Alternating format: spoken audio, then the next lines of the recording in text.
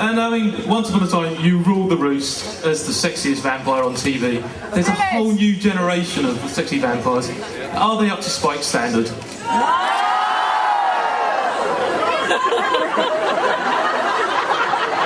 I gotta say, I appreciate especially the Twilight series, not so much for the movies, but I'm raising my niece, and she's very intelligent, and I was always trying to get her to read books.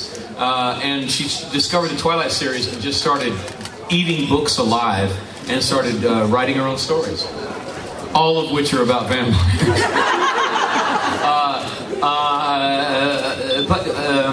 What do I think about Twilight? You really want to know? Okay.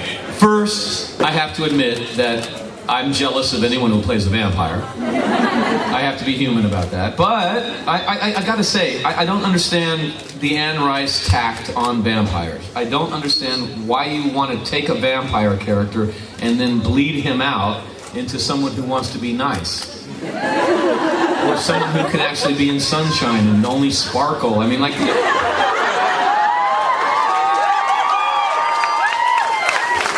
I want a vampire to be mean, I want him to be evil, I want him to hurt people, I want him to come out of dark. That's what a vampire is. And I've got one more question to write very open to you lot, because I think there's a microphone somewhere. We can't actually see from up here, but I assume there's going to be a massive queue there. Anyway, one last question. I once asked you what your hidden talent was, and it was on the phone, so I couldn't see you doing it. But you told me. It's not I didn't tell you the real talent. It was actually impersonating a water sprinkler. So, good at that. I want to see what it looks like, because I only heard it last time. You gotta pay me. Just kidding. No, okay.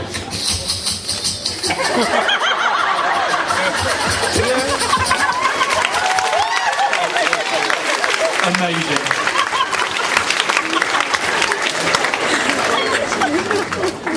Oh, you didn't want to hear that. Maybe you did, actually.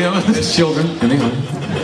Right, well, hopefully some from out in the void, we're going to find some questions. Who's brave, man?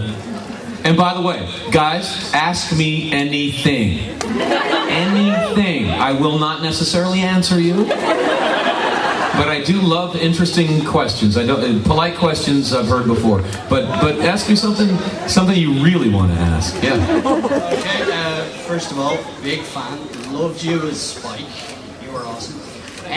But on that topic, I heard that there was a Spike TV movie being planned by Tim Minear, I believe it was. And the rumor was that it got cancelled because Drive got commissioned at the last minute.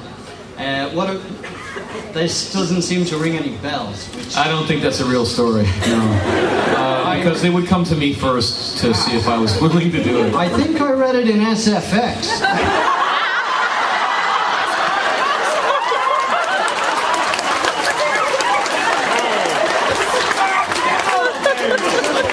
Hey, by the way, guys, how lucky are we? This is the first SFX convention, and we're here. We can brag about this later. Yeah, SFX really, I think they're the smartest magazine in the world because they always like me. What was the question? Well, now I have to backpedal and come up with a new one because I was going to ask you about the plot. If you've never... Spike TV, Yeah, if you've never heard that story, what would you say over the entire, like, Buffy and Angel, which you were great in, by the way. Thank you, and I just stood on tape, but thank you. Good job. Which, out of those entire, what was your favourite Spike portrayal moment over your entire career that you can think of? I've never been asked that question, so I'm thinking. I guess it was when we met Spike before he became a vampire. And the thing was that I was firmly of the belief that before Spike was a vampire, he was a killer. Yeah, he was, yeah. Like, it didn't change anything, man. This guy is a killer. And then they wrote that episode, and I was just so turned around. I had no idea what the heck they were talking about. And I did not want the world to see me as a nerd. I do a lot of sit-ups trying to avoid that, you know.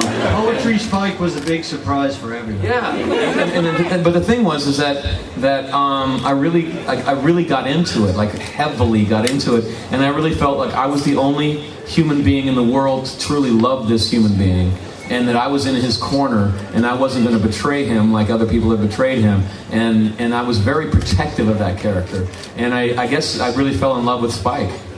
But the thing was, I fell in love with him being dragged, kicking and screaming. You know, I wanted him to be cool. So it was a learning thing. Yeah, thank you. Yeah, you're welcome. As opposed, with respect to the Spike TV movie, I don't really know. I don't know if that's going to happen, man. I told Joss a long time ago. He came up to me when Angel was going down, and he asked if I wanted to do a movie, and I said, "Dude, I'll work for you in anything you want me to do. Wherever you are on Earth, wherever you're paying, just call me, man. You're amazing. But if you want me to do the character of Spike, there's a shelf life, and it's 7 years." Because I don't want to do a Spike TV show where we have to explain to the audience why Spike is aging. Oh, he's drinking pig's blood now. You know, and I just thought that was pathetic. So I was like, unless my face can fool the audience into thinking this character hasn't aged at all, then there's no point. Because one of the coolest things about being a vampire is you don't age. So what's the point of being an old vampire? I do remember one episode of Angel where I wondered how he put on so much weight.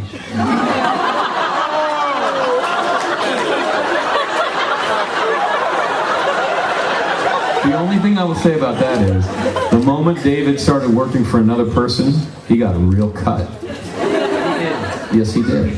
There's a whole chapter of a book about that one. Well, no, okay, no, I can tell you guys. This is the problem. The problem working with Joss Whedon is you never know what that guy is going to do. Normally, on a television show, you sign up for a television show and you read the pilot and you pretty much know what the world is going to be or what you're going to be asked to do. But with Joss Whedon, you have no concept at all, week to week, what you're going to be asked to do. You might be naked with a tutu. You might have to make love to a gerbil. You have no clue. And so, as an actor, you become terrified. You become absolutely terrified that Joss wants to take your shirt off. And so it's not surprising at all that David gained weight. He gained weight to protect himself. And I was the fool who didn't. All right. Was that kind of a long answer? We like long answers.